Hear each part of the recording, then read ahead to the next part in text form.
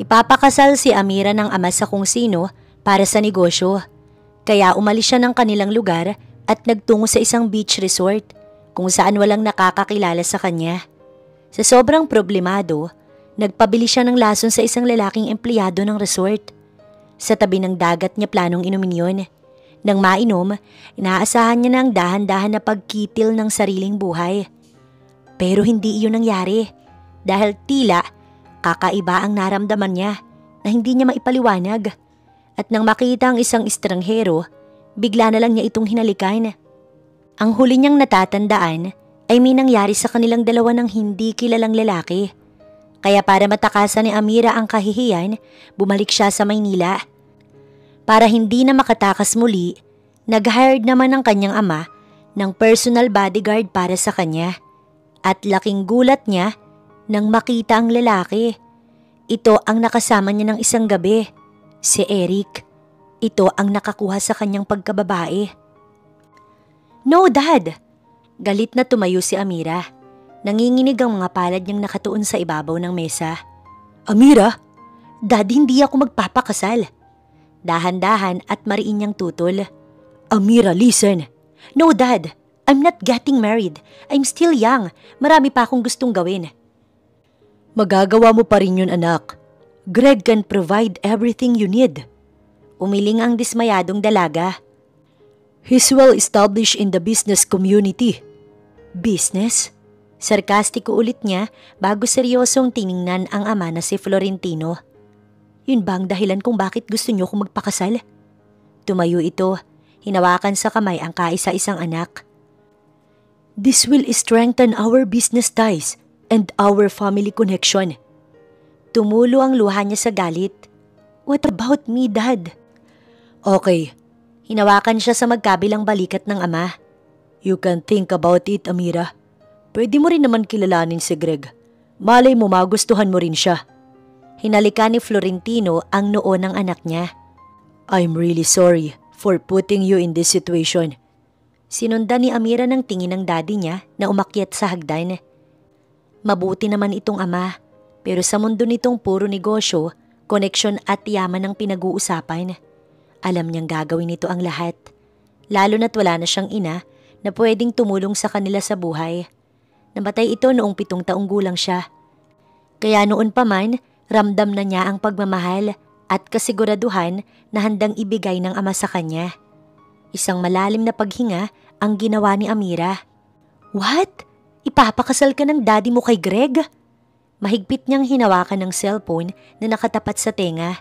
Nasa kwarto na siya at hindi makatulog buhat sa naging balita ng ama. Kausap niya ngayon ang kaibigan na si Bridget. "Anong sabi mo sa kanya?" "I said no." "Ano ka ba, girl? How could you say no?" "I mean, we all know Greg is a settled man. And he's also charismatic. Mga babae ang mismong lumalapit sa kanya." Bumalik si Amira sa bintana habang inis ang anyo. "Exactly. Kaya ang ayoko sa kanya. Ayoko sa ganoong klase ng mga lalaki. I don't care kahit na siya pa ang pinakamayaman sa buong mundo. Marriage is a commitment, not a game. Kaya nagpapakasal ang dalawang tao dahil mahal nila ang isa't isa. So why would I marry him when there is no love between us?" Rinig niya ang malalim na paghinga ng kaibigan na alam niyang dama rin ang kanyang problema. "This is to be expected, Amira. Nasa mundo tayo ng pamilyang umiikot lang sa negosyo. Ipapakasal tayo sa kung sino para humaba ang koneksyon ng bawat pamilya. Like yung nangyari sa sister ko at sa iba pang relatives ko. Kasal na sila ngayon sa mga taong hindi naman nila mahal just for the sake of business. Pues hindi yun mangyayari sa akin. Hindi nabibili ang pagmamahal ko. So anong gagawin mo?" Sinulayapan niya ang maleta sa tabi ng closet. "Aalis ako." Saan ka naman pupunta?" "Anywhere. Gusto ko lang makapag-isip-isip. Pero inaalala ko rin si Dad eh. Maapektuhan siya sa magiging desisyon ko." "Okay. Basta kahit anong mangyari, you know I got your back." "Thanks, Bridge." May ngiting malungkot si Amira nang ibaba ang cellphone. Tumitig siya sandali sa kawalan bago sa maleta. Naghahati ang isip at puso niya sa gagawin hanggang sa siya ay tumindig. "For now, I will just run away. Kinuha niya ang maleta at ipinatong iyon sa ibabaw ng kama. Binuksan ang closet, kumuha ng ilang gamit at damit bago inilagay doon.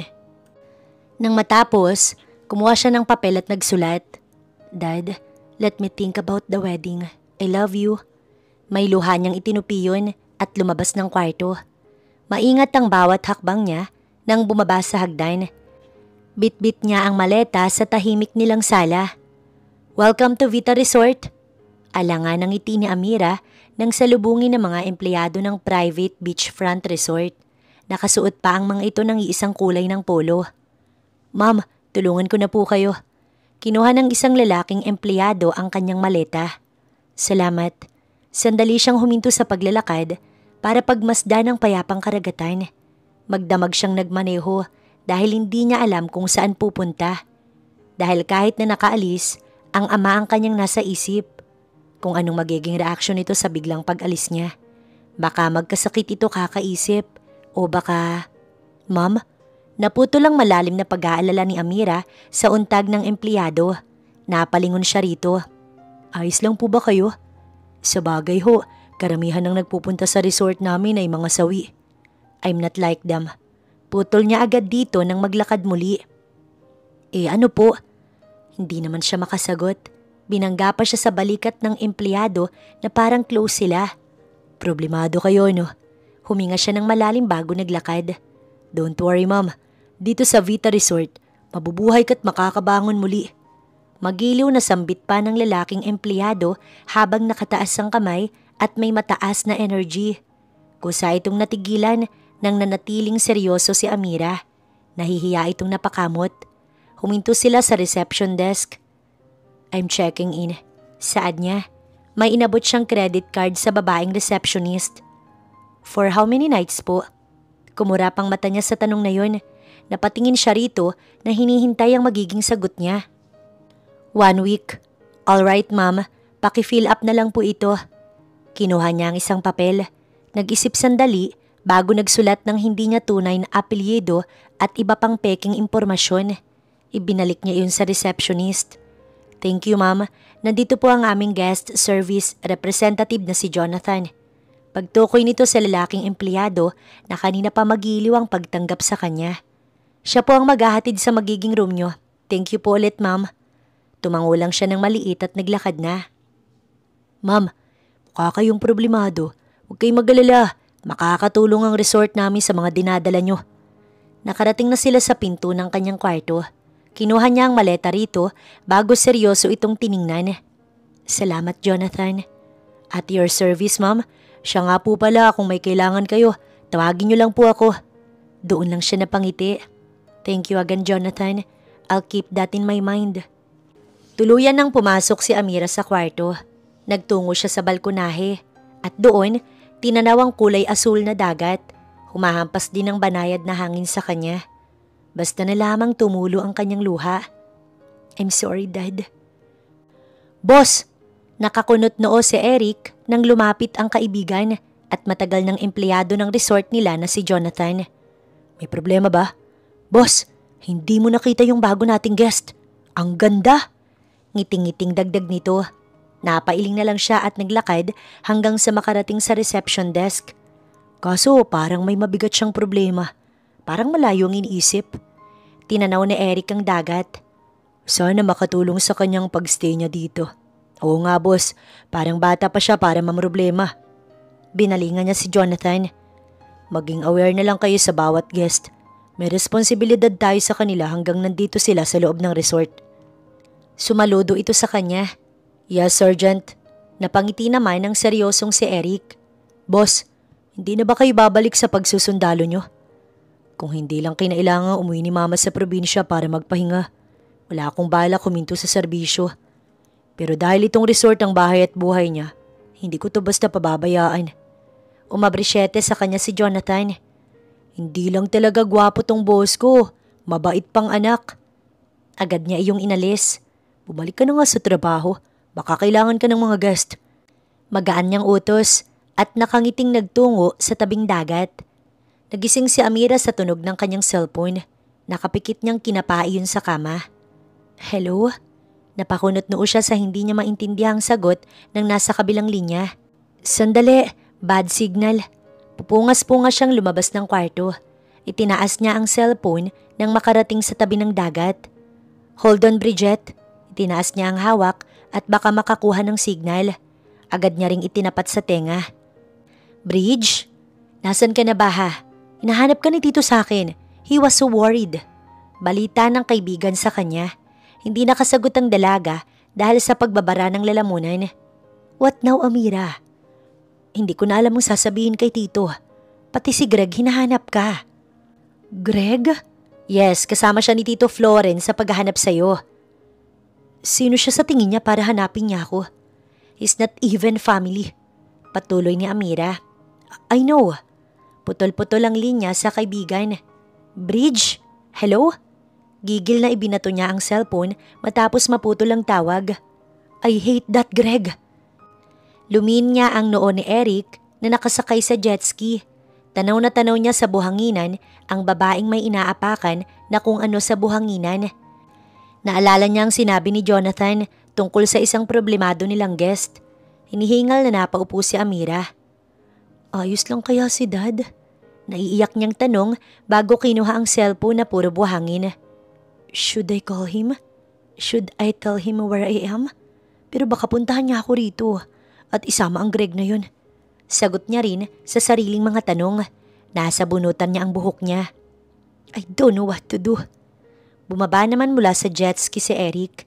Naglakad palapit sa isang babaeng guest. Magsasalita pa lang ang binata nang bigla itong tumindig. Gigil pang sumigaw bago nagdadabog na naglakad sa buhanginan. Tinanaw niya ang problemadong estranghera. Nakita mo siya, boss? Dahan-dahang tumango si Eric habang may hawak na tasa ng kape. Naroon siya sa main house sa loob din ng resort. Doon siya at ang ina tumutuloy. Sa sobrang problemado niya, kinakausap niya na ang sarili niya. Aba, iba na yan, boss ah. Nakayukong lumapit sa kanya si Jonathan. Baka pagising natin, may nangangamoy na sa room 143. Bata pa yon, pwede siyang makaisip ng kung ano. Tumigil ka nga, Jonathan. Hindi ba ganoon ang mga balisa, boss? Pakiramdam nila wala silang kausap o karamay sa problema nila. Yun ba ang pakiramdam ng mag-isa? Napahinga ng malalim si Eric dahil may punto naman ang sinasabi ng empleyado. Kung ganun, kailangan natin siyang bantayan. Sige, boss. Malalim na ang gabi. Nakatayo si Eric sa tapat ng pinto ng guest nila. Akma siyang kakatok nang marinig ang pagbukas nun. Dahil dating sundalo, alerto siyang nakapagtago sa kung saan. Lasing na lumabas si Amira ng kwarto. Dala-dala niya ang alak na mababa naman sa alkohol pero nakapagpapalasing agad sa kanya. Daddy, sinundan ni Eric ang pasuray-suray na babae dahil nagtungo ito sa tabi ng dagat habang umiiyak. Siguro naman nasa edad na siya para uminom ng hard alcohol. Mahinang sabi niya sa sarili. Miss, bulalas niya nang mahimatay ito. Mabilis niya itong nilapitan. Natapon pa ang alak sa manipis nitong damit kaya nagmamadali niyang hinubad ang suot na polo at itinabing dito. Nang hawiin ang buhok ng babae, doon niya nakita ang maliit at maamo nitong muka. Sandali pa siyang natigilan dahil sa gandang mayroon ito. Pero umiling din nang makita ang batang anyo nito. Maingat niyang binuhat ang guest. Boss, anong nangyari? Tanong ni Jonathan nang sila ay makasalubong. Tulungan mo ko, buksan mo ang kwarto niya. Nagmamadali sila pareho. Nang makapasok sa kwarto, marahan niya itong inihiga sa kama. Kwarto ba ito, dump site? Tanong ni Jonathan habang pinagmamasdan ang mga nagkalat na gamit sa sahig. Isang buntong hininga ang ginawa ni Eric nang malagyan ng kumot ang guest. Pinagmasdan niya ang batang mukha nito. Kawawa siya, boss, no? Parang napakabigat ng problema niya. Sang-ayon ng binata. Ano kayang iniisip niya? Patuloy pa ni Eric bago napatingin sa cellphone nitong nasa ibabaw ng kama na sandaling tumunog. Pigil-pigil niya sa braso ang dumukwang na si Jonathan sa cellphone ng estranghera. Problema niya siguro sa pamilya. Baka naglayas o kaya. Hinila ni Eric ang empleyado. Lumabas na tayo dito. Baka may makita pa tayo sa cellphone niya, boss. Huwag na tayo makailam, tara na. Nauna niya itong pinalabas. Nilingon muli ang estranghera bago napahinga. Marahan niyang sinarado ang pinto at lumabas na. Kung hindi pa masinagan ng mataas na sikat ng araw si Amira, hindi niya imumulat ang mga mata. Wala pa rin siya sa sarili ng bumangon. Tumitig siya sa kawalan at naalala ang balita ni Bridget na patuloy siyang hinahanap ng ama kasama si Greg. Nakukonsensya siya sa ginawa pero ramdam niya rin sa loob ang galit. Ilang araw pa lang ay napapagod na siyang mag-isip at parang nalulunod na. Nang maglakad, nasagi niya ang bote sa ibabaw ng side table. Bumagsak iyon sa sahig. Napatitig siya sa basag na piraso nun bago sa kanyang pulsuhan. Napalunok si Amira. Hindi niya mapigilan ang sarili na mag-isip ng ibang solusyon ng kanyang problema. Dahan-dahan niya iyong pinulot at pinakatitigan. Naiiyak siyang pumikit nang itapat iyon sa pulsuhan hanggang sa magmulat siya at pinunasan ng mga luha. Takot nga pala ako sa dugo. Napagtanto niya. Tinignan niya ang hawak. Baka himatayin lang ako imbis na matuluyan. Nangingilabot niyang binitiwan ng hawak. Gusto kong maging angel. Baka hindi ako tanggapin sa langit kung itutuloy ko ang nasa isip ko. Natuon ang mga mata ni Amira sa nakatuping puting kumot bago sa kisame. Tumayo siya sa ibabaw ng kama. Kinuha ang mga nakataling kumot. Ilang beses niyang sinubukang ihagis iyon sa kisame pero hindi naman niya magawa. Nakaramdam siya ng pagkahilo sa paulit-ulit na ginagawa at pagtingala. Pagod niyang ibinagsak ang sarili sa malambot na kama habang mataas ang paghinga. Nanatili siyang nakatingala. Bakit ba pati pag-iisip kung paano ko tatapusin ang lahat napakahirap din? Mahinang tanong niya sa sarili. Pumikit si Amira at itinulog na lang ang hindi niya magandang plano. Boss, wala na ako marinig.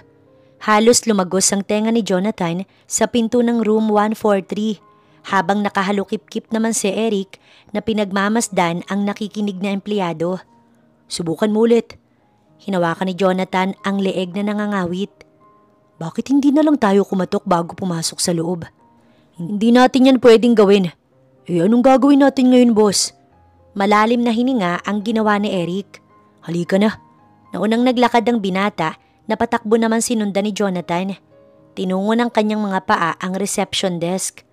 Boss, anong ginagawa natin dito? Takang tanong ni Jonathan. Jeline, aniya sa receptionist nang ipatong ang mga braso sa ibabaw. Boss, nakangiting bati naman ng babaeng empleyado. Gusto kong makita yung information ng guest natin sa room 143. Sandali lang po. Naghintay lang sila sandali bago may inabot na papel sa kanya si Jeline. Salamat. Halika na, Jonathan. Palingali-nga si Amira sa paligid ng resort. Papalubog na ang araw at may hinahanap ang mga mata niya hanggang sa may makasalubong siyang isang empleyado. Excuse me, si Jonathan? Wala po, ma'am. Natahimik naman siya. May kailangan po ba kayo? Sinalubong niya ang tingin nito. Can I ask a favor? Yes, ma'am. Nilabas niya ang kapirasong papel. Pakibili naman ako nito. Kinuha yun ng kaharap. Akmang babasahin pero mabilis niyang itinupi yun. Just buy it, okay? Opo, ma'am. Doon lang siya nakahinga ng maluwag nang sundan ito ng tingin. Boss, ano? Walang mag-match na information sa kanya sa internet. Isinarado ni Eric ang laptop. Ano na ngayon ang gagawin natin? Tinignan niya si Jonathan. Hindi ko alam kung tama ang ginagawa natin. Masyado na yata tayo nang hihimasok sa buhay niya. Boss Eric, sabay silang napalingon doon. Nagre-ready na po para sa beachside party. Pagbibigay alam ng isang empleyado. Susunod na kami. Nilinga niya si Jonathan. Magtrabaho na tayo. Okay, boss. Naabutan nilang nagsisimula ng mabuhay na kasiyahan sa tabing dagat. Live music galing sa resident ng banda ng resort. Mga pailaw at mga fire performers na gabi-gabing event ng resort. Hahakbang pa lang si Eric nang biglang may bumunggu sa kanya. Agad niya itong inalalayan. Natigilan siya nang makita ang babaeng guest sa room 143. Napakurap siya nang makitang namumugto at nangingitim ang ilalim ng mga mata nito. Nakakunot ang noo ni Amira nang bumitaw sa kapit ng lalaki. Nakita niyang natauhan naman ito. Pasensya na. Ma'am, napatingin ang dalaga kay Jonathan na dumikit sa estranghero. Sandali pang kumaway sa kanya. Muling nagtama ang mata nila ng lalaking mas matangkad at moreno ang kulay.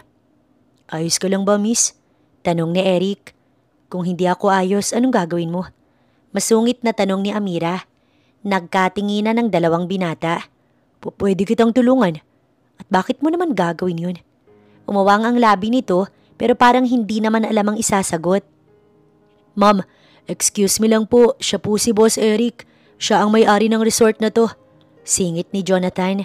Nagtama muli ang mata ni Eric at ng estranghera.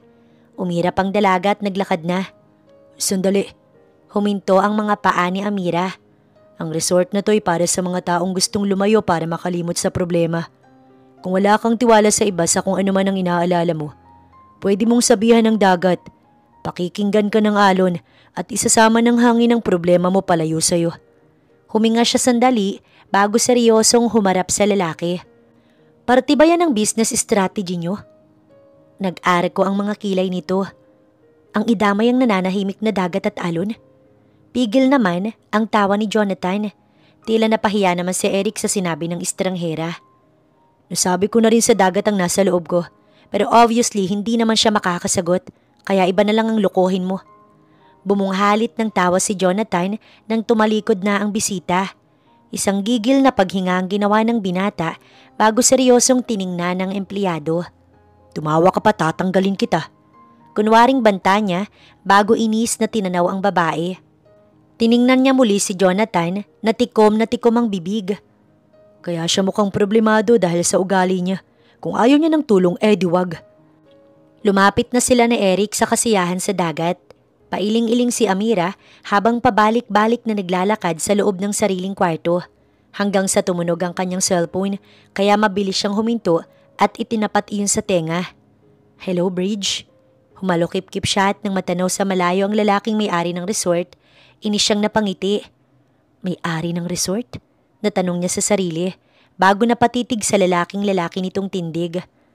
Mas mukha siyang sundalo o isang secret agent. Kaya anong ginagawa niya rito sa resort? Amira? May kausap ka ba dyan? Untag nang nagtatakang kaibigan sa kabilang linya. Nagising naman si Amira. Napatingin siya sa hawak na cellphone. Sino ka mong sundalo? No, wala. May pakialamero lang na may-ari ng resort dito. Mukhang inuuto-uto ako. Baka akala niya isa akong bata. Wait, lalaki? Oo. Gwapo? Muli niyang tinanaw ang pinag-uusapan. Silence means yes. Makahulog ang sambit ni Bridget. Ang masasabi ko lang mas mukha siyang matanda sa akin. Take a picture of him. Sabik na hiling ng kaibigan. For what? Baka akalain niya pa ini-stalk ko siya. Sige na, I'm just curious. Gusto ko lang i-compare sila ni Greg. Okay, whatever. Anyway, tinawagan ka ba ulit ni Dad? Simula nang umalis ka, laging tumatawag si Tito Floren para tanungin kung kinontak mo na ako. Greg also called me up. Ang sabi pa niya kapag nahanap ka na niya, pakakasalan ka niya. Mangiyak-ngiyak sa gigil si Amira sa narinig. Sa pag-angat ng tingin ni Eric, nahagip niya ng tingin ng babaeng guest. Napangiti siya nang makitang nakatanaw ito sa kanyang pwesto. Boss, pinapanood ba kayo ni Ma'am? Tinabihan siya ni Jonathan.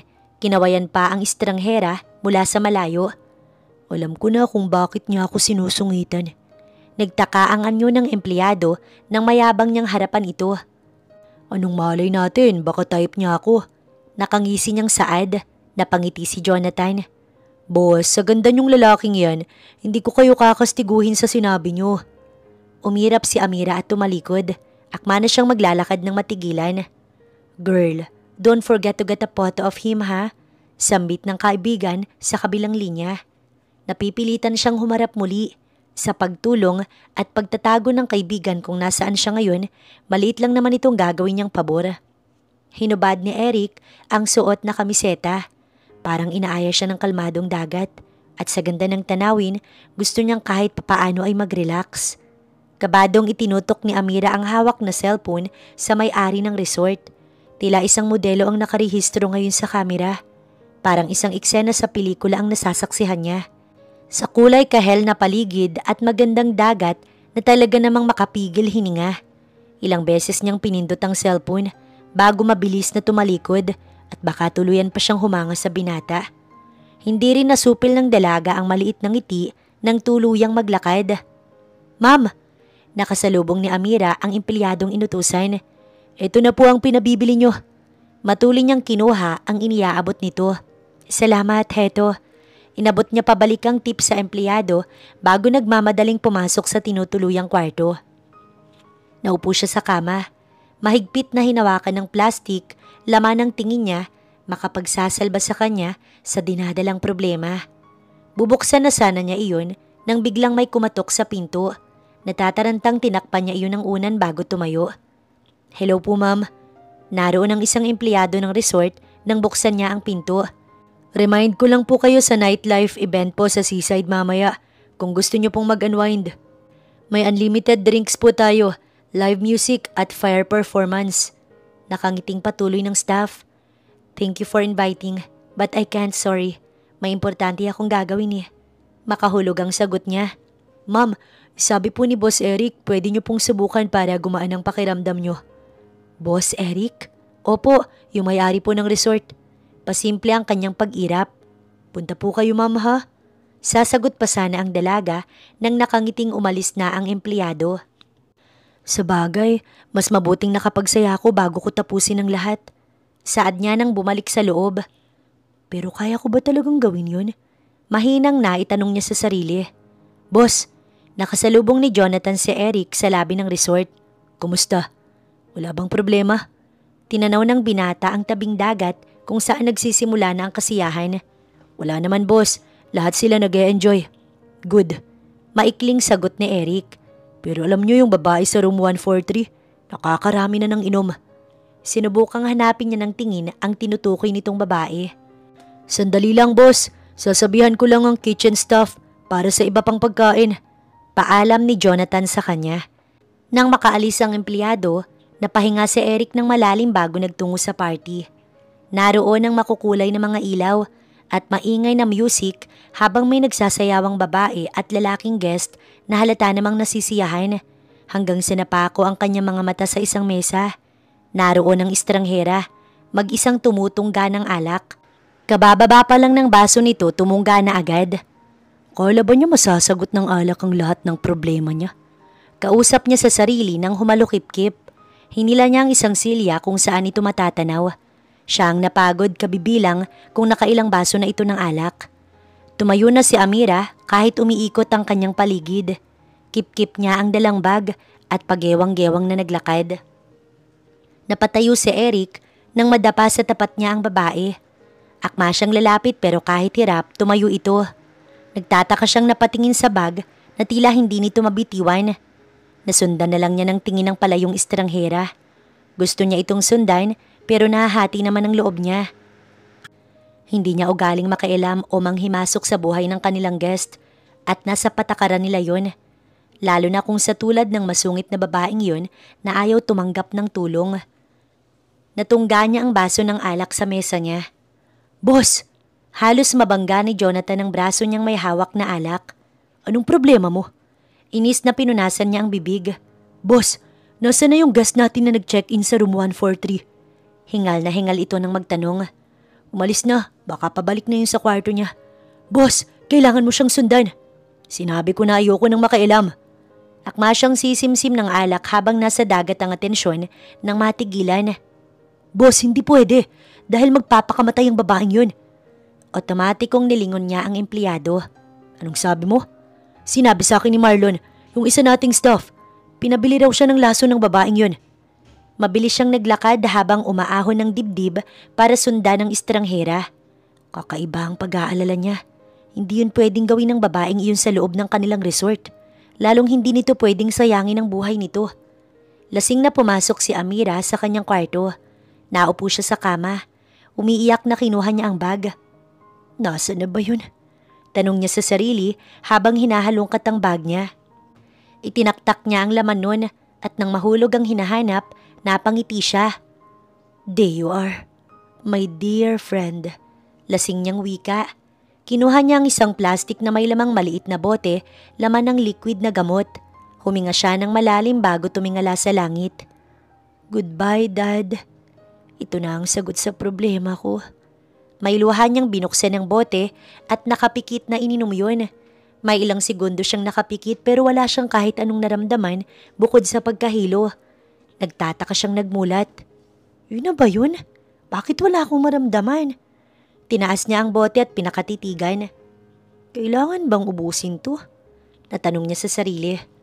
Okay, uubusin ko para diretso na agad na huling hantungan. Nanginginig niya yung tinungga. Nabitiwan ni Amira ang hawak bago napahiga sa kama. Ba't wala akong maramdaman? Hanggang sa maramdaman niya ang init na gumagapang sa kanyang buong katawan. Mabilis ang paghinga niya ng hirap bumangon. Ano bang klaseng lason to? Kabado ang anyo ni Eric nang marating ang kwartong tinutuluyan ng babaeng guest. Naabutan niyang nakabukas ang pinto nito at doon niya nakita ang pagkabalisa ng estranghera. Dadalhin kita sa hospital. Huwag kang mag-alala. Dadalhin kita sa hospital. Yumuko siya't akma itong bubuhatin nang hawakan ito ang magkabila niyang pisngi at bigla siyang hinalikan. Sandaling natigilan si Eric pero nang matauhan, pwersahan niyang inalis ang mga kamay ng babae. Anong ginagawa mo? Hindi niya makapaniwalang tanong dito. Malamlam ang mga mata nito habang parang wala sa sarili.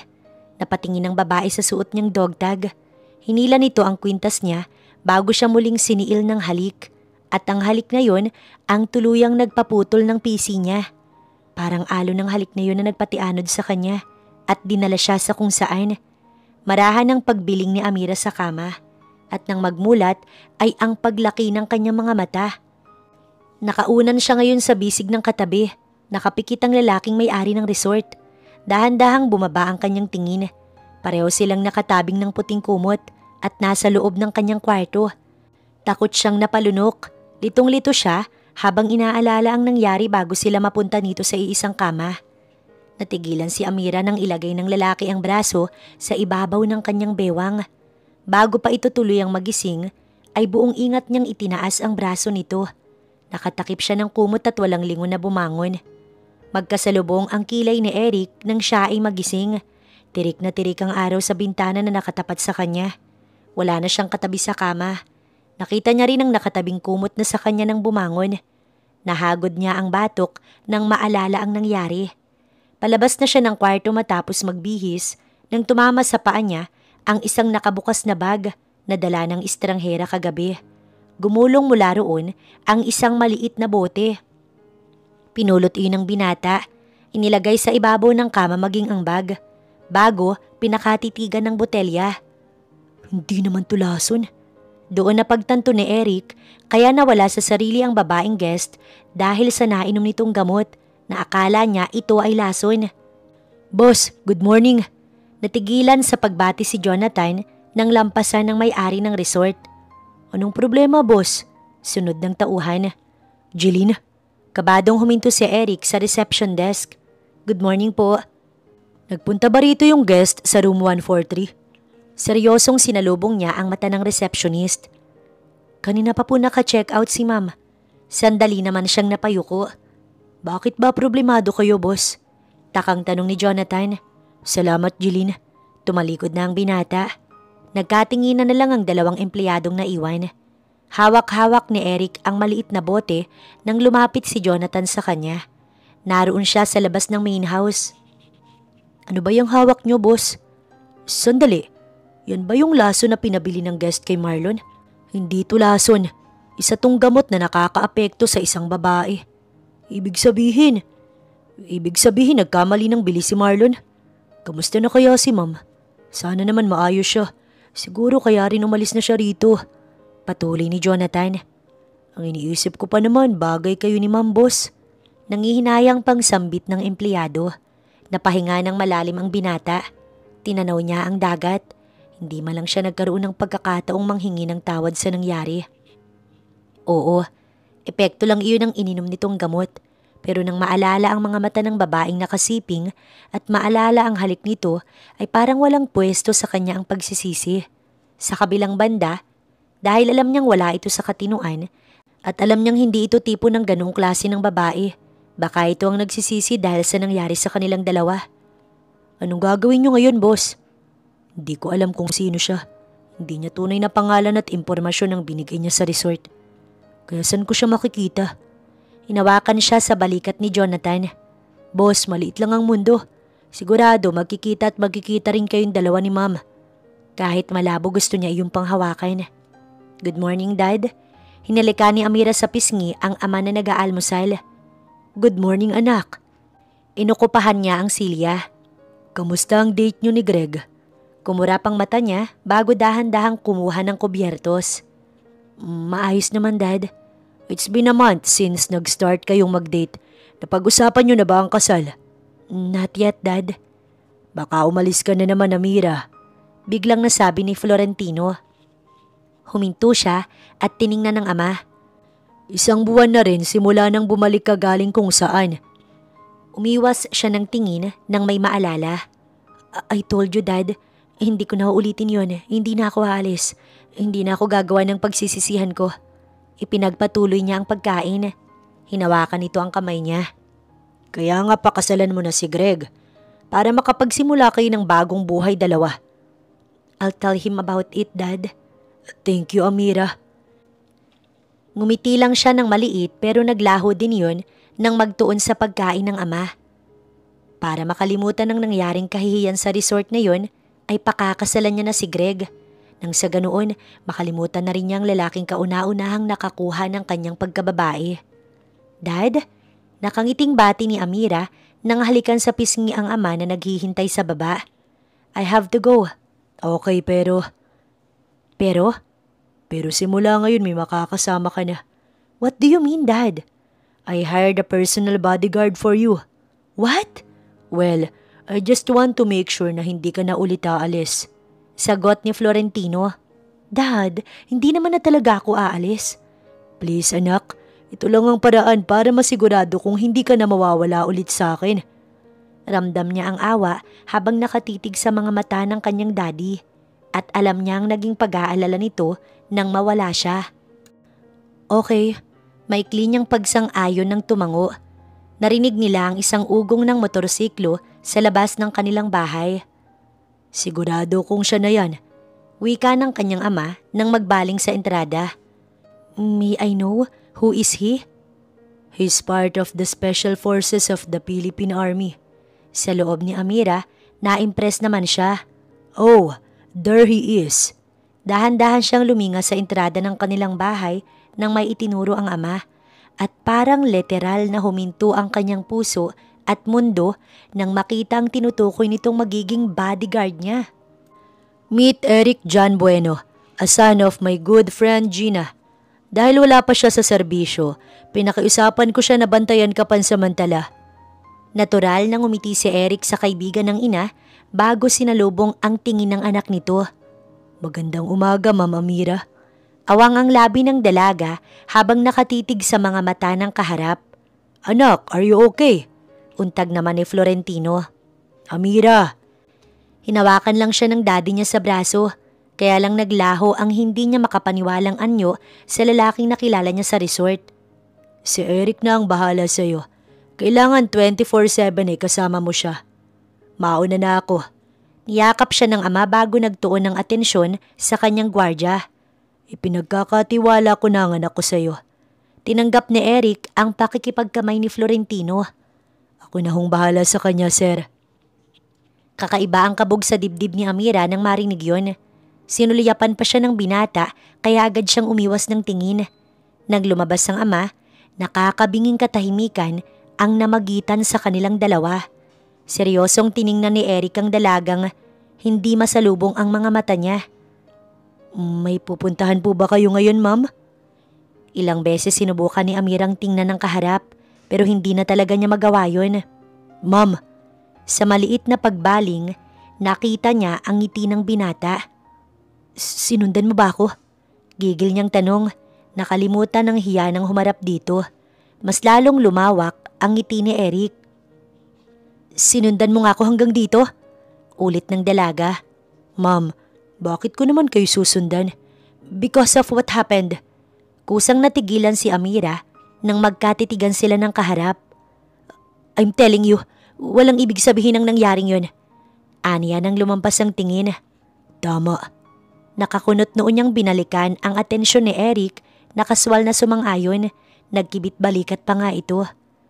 Nakalimutan ko na yon pero parang ikaw. Shut up! Putol niya rito. Tinawagan ako ni Tito Floren at ito ang hiling niya, ang bantayan ng kaisa-isa niyang anak. Kaya malinaw na hindi kita sinundan. Napapikit si Amira. Nang magmulat ay nagtataka siyang napaatras. Palapit si Eric sa kanya habang ang kamay ay nakapamulsa.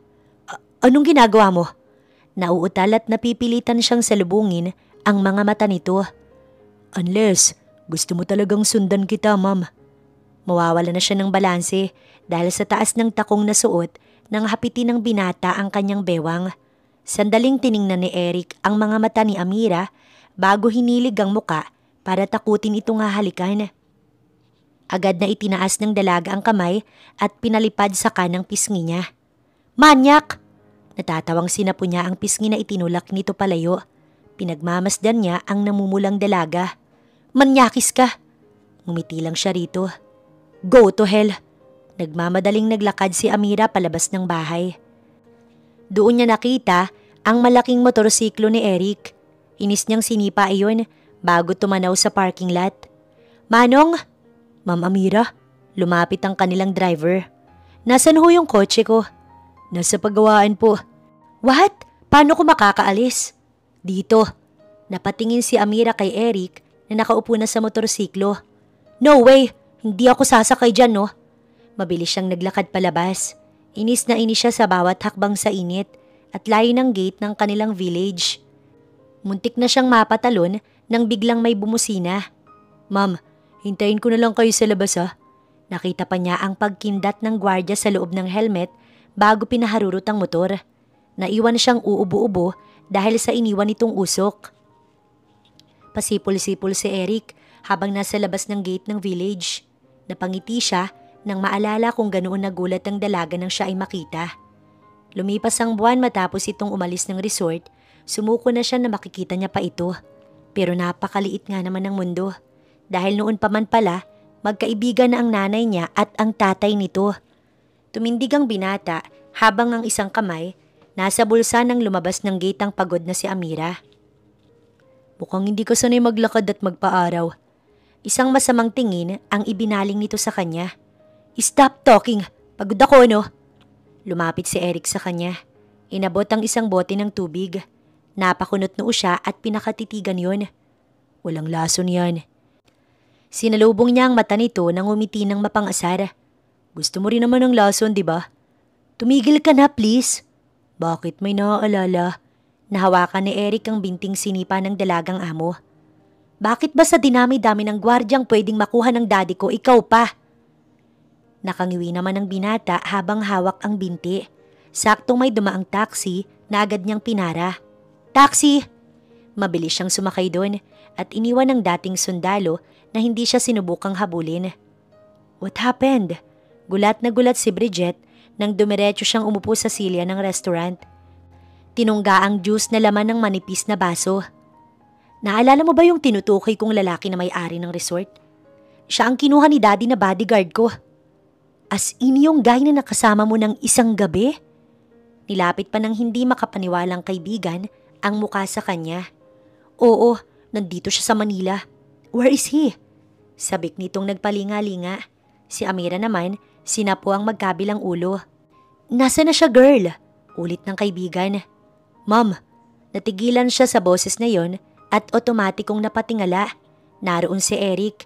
Seryoso ang muka habang formal na nakatayo. Kanina ka pa ba dyan? Tanong niya. Ngumiti lang ito sa halip na sumagot. Nasulyapan niya ang halos hindi bumubukang bibig na si Bridget nang magsalita. Oh my God! Amira! Siya ba yung tinutukoy mo? Pinakatitigan nito ang binata. Oo nga, siya yung may-ari ng resort na nasa pinadala mong picture. Kumpirma nito sa sariling tanong ng tumayo. He's even more good-looking in person. Patuloy na papuri ng kaibigan sa kanyang gwardya. Tumayo na rin si Amira. Nahihiya niyang pinigilan ng kaibigan. Picture? Takang ulit ni Eric. Dahilan para napipilitan niyang balingan ito. Makahulugang umiti ang gwardya na pumamulsa pa. Tinaasan niya ito ng kilay. Si Bridget ang may gustong kuhanan ka ng litrato kaya wag kang feeling dyan. Okay, sabi mo eh. Tumango si Eric na mas lalong ikinabwisit ng dalaga. Anong pangalan mo? Tanong ni Bridget. Napalingon tuloy silang dalawa rito. Ako po si Eric. Pakilala naman ng gwardya. Even your name ang gwapo. Bagay sa'yo. Nagniningning ang mata ng kaibigan, kaya sapilitan niya itong inuupo. Shut up, Bridget. I'm sorry, girl. Nilinga niya si Eric na malayo ang tingin bago yumuko sa kaibigan para hindi sila marinig nito. Sinabi ko na, hindi mangyayari ang gabing yun kung hindi mali nang nabili ang empleyado ng resort na yun. Imbis na laso nang nabili isang gamot para sa mga babae ang nainom ko. I'll be honest, Amira. Mas mabuting ang ganun ang nangyari. I mean, look at you. You're still here and that saves your life. At dapat pasalamatan mo yun. Napahinga naman ang dalaga. And maybe that's how your love story was written. Kinikilig na dagdag pa ni Bridget. Napaseryoso rin siya at pinigilan ang kiliting naramdaman sa puso. Muli niyang nilingon si Eric. Seryosong pinagmasdan ito hanggang sa mahuli siya nitong nakatingin. Nakangiti itong dumukwang sa kanya. Panayang nakaw mo ng tingin, mama. Mas lalong lumawak ang ngiti ni Eric nang itulak ng palad ni Amira ang kanyang pisngi. Hindi kita tinititigan. Doon ako nakatingin sa waiter. Palusot nito bago kinampay ang kamay sa waiter na nasa likuran lang niya. Waiter, tawag ng dalagang amo. Yes, ma'am. Habang kumakain, nasulyapan ni Amira ang tumutunog na cellphone. Naroon ang pangalan ni Greg. Sinulyapan niya si Eric na nasa katabing mesa. Mabilis niyang kinuha ang cellphone at itinapat sa tenga. Hello, Greg. Napatingin ang binata sa among nasa kabilang mesa. Yes, nandito kami sa restaurant. Near your company. Pupunta ka? Naningkit ang mga matang pinanonood ng gwardya ang dalagang amo na may kausap. Okay, hihintayin ka namin ni Bridget dito. Nagdugtong ang tingin nila ni Amira. Ngumiti ito ng matamis. Siya naman nanatiling matalimang titig dito. Nag-iba yata ang tono mo towards Greg. Puna ni Bridget matapos niyang ibaba ang tawag. Well, pumayag na ako sa kasal namin. Kaswal niyang sagot, kampanting sumandal sa kinauupuan pagkatapos sinulyapan si Eric na hindi naririnig ang mahina nilang mga boses. What? Akala ko ba ayaw mo sa kanya? Malino na nagde-date lang kayo dahil sa daddy mo. Napabuntong hininga si Amira. Dati yun, pero matapos ang nangyari sa resort at malaman na ang lalaking yan ang magiging bodyguard ko, mas gusto ko na lang ikasal kay Greg. Eh bakit naman? Para makaiwas kay Eric. Sunod na tanong ng kaibigan. Napaseryoso siya nang salubungin ang tingin ng kaibigan. You can't deny it. Distracted ka while Eric is around you at hindi ka ganyan umakto sa ibang lalaki, Amira. Para siyang naputulan ng dila at hindi alam ang isasagot. Nanginig ang kamay niya ng kunin ng baso. Tell me, may gusto ka ba sa kanya? Dumukwang pa si Bridget habang mahina ang boses. Amira! Napatingin si Eric sa lalaking dumating at lumapit sa mesa ng dalawang dalaga. Pormal ang suot nito. Agad na tumayo si Amira at yumakap dito. Tumikwas ang isang kilay niya nang iiwas ang tingin sa mga ito. Pilit ang ngiti ni Amira nang ibeso ang mapapangasawa. Binati rin ito si Bridget. How is my fiancé doing? Tanong ni Greg nang magbaling sa kanya. I'm good. Maikli niyang sagot ng peking umiti. At nang aksidenteng lumampas ang tingin, doon nagtama ang mga mata nila ng gwardya. Seryoso itong pinagmamasdan sila. Kinabahan niyang iniwasan ang tingin nito. Join us. Iginiya niyang umupo si Greg. Would you want to visit my new business nearby? Tanong ni Greg nang matapos silang kumain at tumayo. Nauna nang nagpaalam umalis si Bridget sa kanila. Excuse me, sir. Singit ng seryosong si Eric na lumapit sa kanila. Sandali silang nagkatinginan nito bago bumaling ang bodyguard kay Greg. Gusto ko lang ipaalam sa inyo na may dinner si Amira kasama ang daddy niya ngayon. Bago mag-6 dapat naroon na siya. It's still early. Putol ni Greg dito matapos silipin ang suot na relo. Traffic ho kasi papunta sa Quezon City. Katwiran ng binatang gwardya. Ako nang bahala sa fiancé ko na maghatid doon. Wika ni Greg. Natigilan din ito ng kusa ng mapatitig kay Eric na katabi ni Amira. Sandali nga, sino ka ba? Tuwid na tinitigan lang ni Eric ang kaharap. Hindi man alam ni Mira ang iniisip ng dalawang binata. Habang matiim na nagtititigan, sumingit na siya. Greg, he's my personal bodyguard, Eric. Bodyguard? Ulit ng mapapangasawa. Yes, and naka-oo na kasi ako sa dinner with Dad. Sa susunod na lang siguro ako papasyal sa bagong business mo. Sinulyapan niya si Eric na nakatuon pa rin ang tingin kay Greg. Hinawakan niya ito sa braso at sa pilitang hinila. Aalis na kami. Padabog na bumitaw si Eric sa kapit niya nang makalabas sila ng restaurant. Inis itong nilinga ni Amira. Hindi pa ba tayo aalis? Akala ko ba matatraffic tayo? Lumaki lang ang butas ng ilong nito bago inabot ang helmet sa kanya at walang pasabi na sumakay sa motor. Pinainit ni Eric ang makina bago siya nilingon. Sasakay ka ba o bubuhatin pa kita? Fine, sasakay na. Napilitan siyang isuot ang helmet bago umupo sa likod nito. Hindi pa niya alam kung saan ikakapit ang kamay. Bahagya siyang nilingan ng gwardya. Sigurado kang hindi ka kakapit? Nakakapit na ako. Pagtukoy niya sa likod ng motor kung saan siya mahigpit na nakahawak. Talaga lang Nakataas ang isang sulok ng labi ni Eric nang basta na lang iabante ang motor at paandarin. Napahiyaw naman ang dalaga at napayakap sa likuran ng bodyguard. Narinig niya ang pagtawa nito. Akmang aalisin niya ang kamay nang pigilan ni Eric. Napatitig siya sa likuran ng binata. Mahigpit ang kapit ng isang palad nito sa mga kamay niya habang nagmamaneho. Hindi magawang kumilos ng kanyang mga kamay at pinakinggan ng pusong abot-abot ang kaba. Sinulya pa naman ng nakangiting si Eric sa side mirror si Amira. Nang bumaba ng motorsiklo, seryoso siyang tinignan ng dalaga. Gusto mong sumabay mag-dinner sa amin ni Dad? Tumango lang siya at sumunod dito. Dad? Anak. Tumayo si Florentino. Humalik sa kanyang pisngi. Naroon ito sa balkonahin ng isang restaurant. Eric! Good evening po, sir. Bati naman niya. Eric will join us. Saad ni Amira. Sure, mauna na kayo. Sagot naman ng kanyang ama. Ipinaghila siya ng bodyguard ng Silya bago ito naupo. Habang kumakain, tinignan ni Florentino ang dalawa. Kamusta naman ang pagbabantay sa anak ko? Sinulya pa ni Eric ang dalagang patuloy sa pagkain. Hindi naman ho siya mahirap bantayan. Mukhang masunurin naman si Ma'am. That's good to hear. Pero parang sa iyo lang yata yan naging masunurin. Sagot ng natatawang ama nito. Natigilan si Amira sa pagkain at dahan-dahang sinalubong ang tingin ni Eric. Talaga ho? Tanong ng gwardya. Huwag kang maniwala kay Dad. Awat niya nang tingnan ng kanyang ama. Hindi ba, masunurin naman po ako sa inyo. Pumayag na nga ako na ituloy ang kasal namin ni Greg. Napunit ang ngiti sa labi ni Eric sa narinig. Oo nga, pero alalahanin mo. Tumakas ka pa rin ng halos 1 linggo matapos kong sabihin ay papakasal kita sa kanya. Anyway, paalis nga pala si Greg for business trip at ang sabi niya sa akin, pagbalik niya magpapakasal na kayo. Balita ng nakangiting si Florentino. Napaseryoso si Amira at dahan-dahang napatango hanggang sa mapatingin siya sa katabing gwardya na natahimik. Eric, ikaw nang bahalang mag-uwi sa anak ko. May emergency lang sa negosyo. Nagmamadaling wika ni Florentino habang nasa labas na sila ng restaurant. Huwag ho kayong mag-alala. Bye Dad, take care. Nasundan na lang ng tingin ni Amira ang amang sumakay sa kotse. Nang mawala sa paningin niya ang sasakyan nito, binalingan niya si Eric na kanina pa hindi kumikibo. Hindi pa ba tayo uuwi? Tanong niya rito.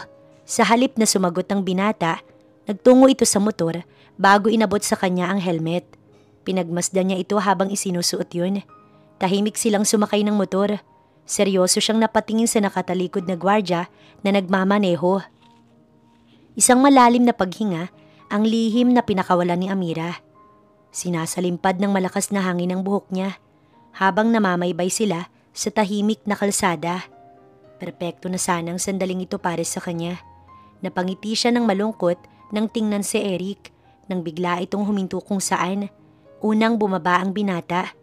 Sandali, hindi naman to ang bahay namin. Nagtataka siyang sumunod dito na nagtungo sa tulay. Eric! Naabutan ni Amira ang bodyguard na nakapatong ang siko sa ibabaw ng bakal. Seryoso itong nakatanaw sa malayo. Tahimik siyang tumabi rito. Bakit tayo nandito? Kaya ba gusto mong magpakamatay? Napatingin siya kay Eric na sinalubong ang mata niya nang magtanong. Dahil sa arranged marriage sa'yo ng daddy mo? Oo, diretsa niyang sagot. Napangiti ng sarkastiko ang binata. Pero hindi natuloy dahil imbis na laso ng nainom mo, ibang gamot ang nabili para sa'yo. Agad siyang nag-iwas ng tingin. Ayokong marinig yan. Pinagmasdan ni Eric ang dalagang amo. Nagsisisi ka ba sa mga nangyari? Dahan-dahang napalinga si Amira sa kanyang gwardya. Kumurap ang mga mata niya nang maaninag ang seryosong anyo nito. Ganoon ka din ba? Balik tanong niya. Sinundan kita ng gabing yun dahil ayoko may mawalang buhay sa lugar na itinuring na tahanan ng mama ko. Naiintindihan ko. Ayaw mong gawin ko yun kasi ayaw mong madungisan ng negosyo mo. Hindi yun tungkol doon. Saan pala, Eric? Ayokong masayang ang buhay mo. Naiiyak na binaling ni Amira ang tingin sa malayo. Gusto ko sanang hanapin ka, pero lahat ng nasa guest information na binigay mo, hindi tungkol sa'yo. Ang totoo, hindi ko rin alam kung bakit ako nandito. Kung bakit ako pumayag na iwan ng resort para bantayan ng katulad mong mukhang matigas ang ulo. Naging malumanay ang himig ni Eric. I should act like a real man, kaya plinano kong humingi ng tawad sa'yo pero... Muli niyang binalikan ang tingin ng binata. Ayokong isipin mo na nagsisisi ako. Hindi ka nagsisisi? Tanong ni Amira. Gusto mo bang magsisi ako? Ikakasal na ako. Alam ko, nagtagpo ang kanilang mga mata. At hindi ko alam ang mararamdaman ko. Ang babaeng minsang nakasama ko magpapakasal na sa iba. Habang gusto ko pang alamin ang damdamin ko para sa kanya. Pagtatapat nito, sa malayo din nagtuon ng atensyon si Amira. Ramdam niya ang pinong sakit na gumuhit sa kanyang puso. We both know why that happened between us. Hindi mo pa ako kilala at ganoon din naman ako sa'yo. Isa pa sa pagbalik ni Greg, ikakasal na kami. Ayoko nang mas guluhin pa ang buhay ko. Patuloy niya kahit labag sa kanyang loob. Dahil sigurado siyang kung ano man ang hindi niya mapangalanan sa puso niya, kapareho ng lalaking kasama niya ngayon. Gusto ko nang umuwi. Naglakad na siya paalis. Dahan-dahang huminto ang motorsiklo ng gwardya nang makarating sa kanilang bahay. Hinubad at inabot niya ang helmet dito. Salamat, Eric. Trabaho ko ang bantayan ka. Muling nagtagpo ang mga mata nila. Unang umiwas si Amira. Papasok na ako. Isang mabigat na paghingang nagawa ni Eric nang ihatid ng tingin ng dalaga hanggang sa makaakyat ito ng hagdan. Ikakasal na si Ma'am Amira, boss? Hindi niya magawang sumagot habang kausap sa kabilang linya si Jonathan. Nasa loob na siya ng silid na pare sa kanya. Nasa labas iyon ng bahay ng kanyang amo. Anong gagawin niyo ngayon? Uwi na ba kayo? Paano ang trabaho niyo? Bakit hindi naman sinabi ni Sir Florentino ang tungkol dito? Sunod-sunod na tanong ng empleyado. Hindi naman niya kailangang sabihin na ipapakasal niya ang anak niya. Malinaw ang trabaho ko at yun ang bantayan si Amira. Pinakiusap niyang bantayan ko ang anak niya hanggang sa hindi na nito maisip ang tumakas. Boss, ano nang gagawin mo? Babalik ka na ba dito sa resort? Huminga ang problemadong si Eric. Ipinatong ang braso sa ibabaw ng noo bago tumitig sa kisame. Pababa ng hagdan si Amira nang makitang nakaabang na roon ang binatang gwardya. Pilit siyang naglagay ng ngiti sa labi kahit naramdam ang kaba. Nang mapatapat dito, hindi man lang siya nito pinagkaabalahang tapunan ng tingin na ikinadismaya niya. May pupuntahan ho ba tayo? Formal nitong tanong. Wala. Darating si Bridget para samahan ako mag-swimming. Hintayin mo na lang siya sa labas. Napilitan din siyang maging formal sa harap nito. Nasundan lang niya ng tingin si Eric nang umalis ito. Sa tabi ng swimming pool ang diretsyo ni Amira. Nag-iisip siyang umupo roon. Amira! Napakunot noo siya nang matanaw si Bridget na naka-abrisyete pa kay Eric. Nagtataka siyang umiti. Bridge! Bati niya bago sinulyapan ng kamay nito. Okay lang naman, right? Pagtukoy ng kaibigan sa pagkakaangkla nito sa braso ng kanyang bodyguard. Anong okay lang? Well, nalaman ko kay Greg na nakaschedule na sa pagbalik niya ang wedding niyo. Kaya okay lang na magka-interes ako kay Eric. Alangan ang ngiti niya nang sulyapan ng binata. Wala siyang mabasang emosyon dito. Wala ring pagtutol na talagang ikinainis niya sa loob-loob niya. Peke ang ngiti ni Amira nang sulyapan si Bridget. No problem. Tumalikod siya at mabilis ding nawala ang nasa labi. Tingin mo, Miss Bridget, gagana to? Mahinang tanong ng binatang gwardya. We should try, Eric. Kung buo na talaga ang desisyon niyang magpakasal kay Greg, hindi siya maaapektuhan. Alangan niyang tinanggap ang pakikipag-appear ng kaibigan ng dalagang amo sa kanya. Nag-alok ito ng tulong na paaminin si Amira sa tunay na nararamdaman ito bago pa man ang kasal na hindi naman niya tinututulan dahil gusto niya ring malaman ng sagot. Masama ang tingin ni Amira habang nakalaylay ang mga binti sa pool. Nanatiling sweet si Bridget at ang kanyang bodyguard na naglalakad palapit at hindi niya maipaliwanag kung bakit nagpupuyo siya sa inis dahil doon. Sinubukan pa rin niyang umiti ng tanungin ng kaibigan. Bridge, aren't you going to swim? Tumaas ang kilay niya nang hilahin ito si Eric paupo sa pool chair at parang kambal na hindi mapaghiwalay dahil sa sobrang lapit. Sabay na kami ni Eric. Napakunot noo siya nang ilagay ni Bridget ang kamay sa botones ng suot na polo ng kanyang gwardya. Pinigilan na Eric ang kamay ng kaibigan ng amo. Huminto ito at bumulong sa kanya. Malapit nang mabwisit si Amira. Lubos-lubusin na natin. Let's go, Eric. Tumalon na rin sa pool si Bridget. Huminga ng malalim ang binata. Napipilitan siyang sumunod sa kaibigan ng amo. Seryosong pinagmamasdan ni Amira ang dalawa na parang ito lang ang nasa swimming pool hanggang sa hindi na siya makapagtimpi. You know what? Sambit niya na nakapagpalingon sa mga ito. Ang sakit niyo sa mata. Gigil siyang tumayo. Padabog na hinila ang tuwalya para takpan ng sarili sa suot na one piece. I told you. Tuwang-tuwa si Bridget nang maiwan kasama si Eric. Go, sundan mo na ang best friend kong si Losa. Salamat, Miss Bridget.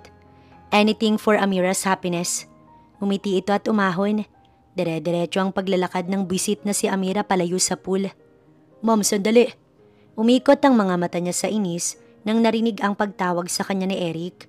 Amira. Hinila nito ang kanyang braso. Sa pagharap, nakataas na agad ang kanyang kilay. Bitiwan mo nga ako. Saan ka pupunta? Akala ko ba dito ka lang sa bahay? At ano naman ang pakailam mo? Inigkas niya ang braso. Si Bridget na lang ang asikasuhin mo. Ako, ikakasal na ako. Doon napakunot noo si Eric. Nagsiselos ka ba? Ako, nagsiselos? Bakit pa? Ikakasal na nga. Napahinto si Amira nang mabilis na hulihin muli ni Eric ang kanyang braso bago siya hinalikan. Ramdam niya ang labi ni Eric sa kanya. Dahilan para bumalik ang gabing nagkasama sila. Sinubukan pa niyang magpumiglas pero binitiwan man ito ang braso niya. Kinabig naman ng mariin ng kanyang bewang na tila wala siyang balak pakawalan pa. Dahan-dahang lumayo si Eric. Idinikitang noo sa kaharap. Hindi na kita nagawang kalimutan simula ng gabing iyon, Amira. Nagtama ang mata nila. Masuyo ang anyo ng binata nang siya ay tingnan. Hindi ko alam kung bakit pero ang sigurado ko, higit pa ito sa nangyari sa atin. At ang puso ko lang ang nakakaalam nun. Napangiti ng maliit si Amira dahil iyon din ang nararamdaman niya. Paano kayo ni Bridget? Tinulungan lang niya tayo. Anong tinulungan? Ginawa lang niya yon, hindi ko siya gusto. Akmang yayakapin siya ni Eric nang pigilan niya ito. Sino palang gusto mo? Pinakatitigan siya nito sa mga mata. Sino sa tingin mo? Napangiti naman siya. Niyakap siya ng gwardya na nakapagpanatag sa puso niya. Pababa ng hagdan si Amira ng magdilim. May hinahanap-hanap ang kanyang mga mata hanggang sa makarating sa labas ng bahay. Nang biglang may sumulpot sa harap niya. Naroon ang nakangiting si Eric. Sapo-sapo ang dibdib dahil sa pagkabigla. May pupuntahan ka pa ba? May maliit siyang ngiti ng umiling. Bakit lumabas ka pa? Wala naman. Lumapit sa kanyang binata. Hinahanap mo ko? Kunwari siyang natawa. Bakit naman kita hahanapin? Inabot ni Eric ang isang kamay niya bago inilabas ang bagong pitas na yellow bell. Para sa'yo. Napatitig sa bulaklak si Amira. Ilang beses na siyang binigyan ni Greg ng magaganda at mamahaling bulaklak nitong mga nakaraang buwan. Pero hindi naging ganito ang talo ng puso niya. Ngayon sa bulaklak na hawak niya na napitas lang ni Eric sa hardin nila ay hindi niya maipaliwanag ang sayang naroon. Sinalubong niya ang tingin nito. Hindi ka ba pinagalitan ni Manang Teresa sa pagkuha dito? Tukoy niya sa matandang nag-aalaga ng mga halaman sa kanilang mansyon. Noong sinabi kong para sa'yo yan, ngiti lang ang sinukli niya. Salamat. Tumango lang si Eric. Kamusta na nga pala ang resort? Sabay silang naglalakad sa malawak na garden. Maayos naman. Hindi ka na ba babalik dun? Tanong ni Eric nang lingunin siya. Kahit na gusto ko, hindi na ako papayagan ni Dad. Hanggang sa tumunog ang cellphone ni Amira. Napatingin agad siya kay Eric nang mabasa ang pangalan ni Greg. I have to answer this call. Maliit na tango lang ang ginawa nito. Bahagya siyang lumayo. Greg? Hey, how are you? Tanong ng mapapangasawa. Kumura pang mata niya at dahan-dahang napalingon kay Eric. Are you still there? Untag ni Greg. Yes. I can't wait to go home para sa kasal natin. Sa halip na sabik at saya dapat ng maramdaman, kaba at pag-aalala ang nangingibabaw sa kanya. Kung matuloy ang kasal nila ni Greg, paano na si Eric? Paano silang dalawa? Iyon ang mga tanong sa isip ni Mira nang seryosong pagmasdan si Eric. Dad? O anak, bakit gising ka pa? Sadyang inabangan ni Amira ang ama sa sala. Sandali silang nagyakap. Napansin ni Florentino na seryoso ang anyo ng anak niya. What's wrong? Pilit ngumiti ang dalaga bago hinawakan ng kamay ng kanyang ama. Pwede po ba akong humingi ng pabor, Dad?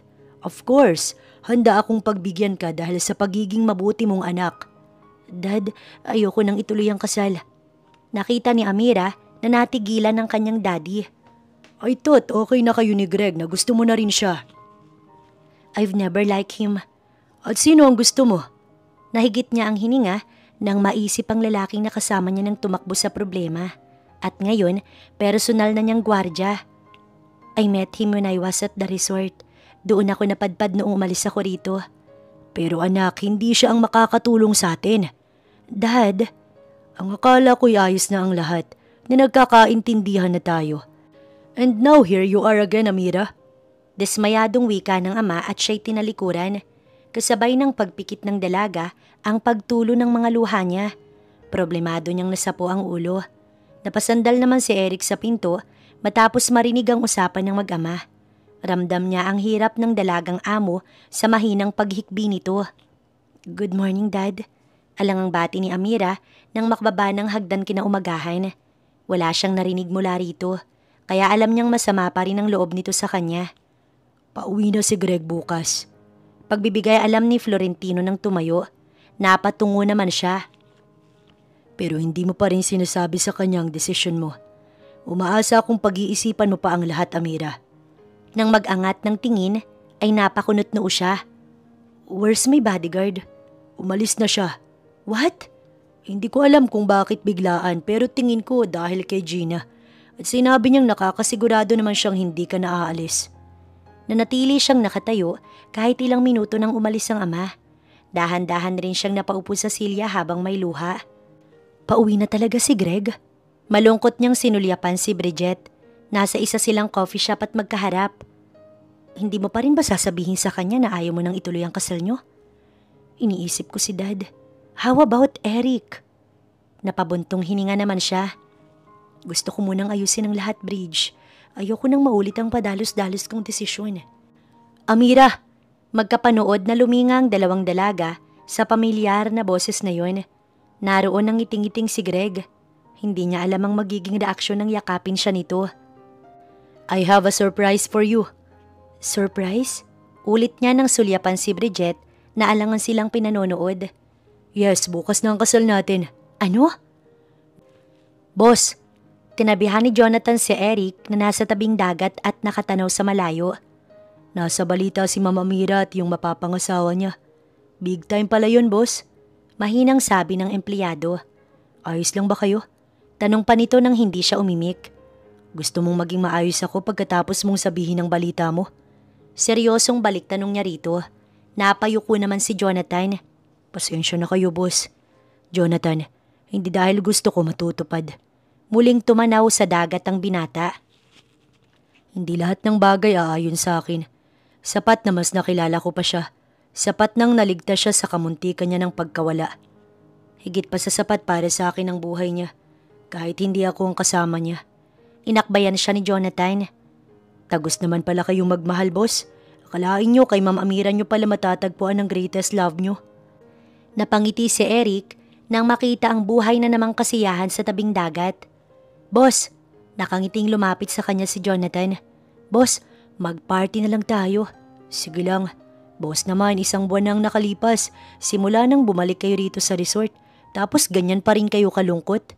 Napahinga siya ng malalim. 1 buwan na nga ang nakalipas.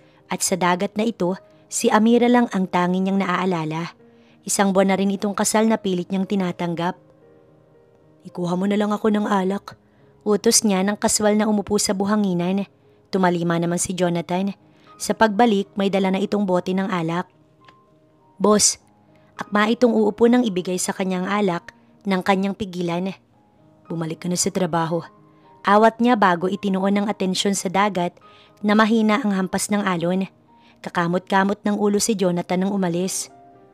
Naramdaman ni Eric na may umupo sa tabi niya. Sabi ko umalis ka na. Natigilan siya sa nakita. Naroon si Amira. Kararating ko palang paaalisin mo na kaagad ako. Nakangiting tanong ng dalaga sa kanya bago nagbaling sa ilang hakbang sa dagat. Iba talaga ang hangin dito sa Vita Resort, walang katulad. Wika ni Amira habang nakatanaw sa malayo. Sa sulok ng mga mata, nakita niyang hindi naaalis ang tingin sa kanya ni Eric. Dahan-dahan niyang sinalubong ang tingin nito. Kamusta ka? Pigilan man, gumaralagal pa rin ang kanyang boses. Anong ginagawa mo rito? Yun ang naging seryosong tanong ng binata sa halip na sumagot. Hindi ko rin alam, Eric. All I know, nitong nakaraang buwan pakiramdam ko nakakulong ako. And here I am now. Humihinga ng preskong hangin gusto ko. And it feels like flying. Umiwas ito ng tingin ng tumayo. Mali na nandito ka pa. Eric, sinundan niya ito. Kasal ka na. Sinong may sabing nagpakasal ako? Naghinang ang mga mata nila. Ang kanya ay nanunubig habang sa binata ay nagtatanong. Sinong nagsabing tinuloy ko yun? At sinong may sabing kaya kitang ipagpalit, Eric? Sinulya pa ng binata ang kamay ng umiiyak na si Amira. Nanatiling blanko ang daliri nitong dapat may suot na singsing. Bago natuon sa mga mata nitong para sa kanya ay pinakamaganda. Hindi ka nagpakasal? Tanong niya na para bang hindi narinig ang sinabi nito. Umiling si Amira. Hindi ko kayang pakasalan ng taong hindi ko naman mahal. Lalong hindi kita kayang saktan. Pinunasan niya ang luha nang muling magsalita. I canceled the wedding at nangako ako kay Dad na magtatrabaho ako para sa business namin. 1 buwan ako nagtrabaho hanggang sa magpaalam ako sa kanya na sundan ng bodyguard ko sa resort kung saan kami nagkita. Lumapit si Eric. Inilagay ang mga kamay sa ibaba ng magkabilang pisngi ng babaeng hindi niya inaakalang babalik sa kanya. Bakit? Bakit mo ginawa yun? Eric, simula nung gabing iniligtas mo ko, it's you that I would choose. Ikaw lang. Gusto mo bang malaman kung anong ipinagpapasalamat ko bukod sa nakilala kita, Amira? Inyong hindi laso nang nainom mo noong gabing yun. Kung hindi, magsisisi ako habang buhay kung hindi kita nagawang iligtas. At doon tuluyang tumulo ang mga luha niya sa narinig mula sa lalaking pinili niyang balikan at hindi kailanman ipagpapalit sa iba. Maraming salamat, Eric, dahil sa iyo nalaman kong dapat pa akong mabuhay. Mahal kita, Amira. Mahal din kita, Eric. Dahan-dahang lumapit ang mukha nito sa kanya. Pumikit naman siya ng buong pusong tanggapin ang matamis na halik na yun. Pinagmasdan ni Eric si Amira matapos magdikit ang kanilang mga labi. Alam mo ba kung anong ibig sabihin ng Vita Resort? Ano? Ibig sabihin nito ay buhay. Tiningala ni Amira ang binata. At simula ngayon, dito magsisimula muli ang buhay natin na magkasama. Napangiti siya nang muli siyang sandaling halikan nito. Mas lalong lumawak ang ngiti ni Amira nang ikulong ni Eric sa mga bisig nito. Tumingala siya sa madilim na langit na punong-puno ng bituin na nakatunghay sa kanila. Saksi ang mga ito. Ganoon na rin ang dagat sa istorya ng kanilang pag-iibigan. Buwan lamang ang lumipas nang ikasal sila sa tabi ng dagat kung saan nagsimula ang lahat. Naroon ang ama ni Amira na buo ang suporta sa kanilang dalawa. Ang ina ni Eric na umuwi galing probinsya at ang lahat ng mga mahal nila sa buhay. Habang pinagmamasdan ni Amira ang napangasawa na itinaas ang suot niyang belo, ay nagpapasalamat siya na hindi niya itinuloy ang pagkitil ng kanyang buhay. Dahil sigurado siyang ito ang pagsisisihan niya. ang pagkakataon na mahalin at magmahal. Mas mabuti at maganda pala ang plano ng Diyos sa kanya. Yun ay maging isa siyang asawa. Ganoon na rin ang maging isa siyang ina sa susunod na panahon. Ninais lang pala nitong mapagtanto niya kung gaano kahalaga ang buhay na naisip niyang putulin at sayangin at ipagkait sa kanyang sarili. Ngayon, nagbunga ang lahat ng isang magandang kwento kung paano niya nakilala ang ngayon ay asawa.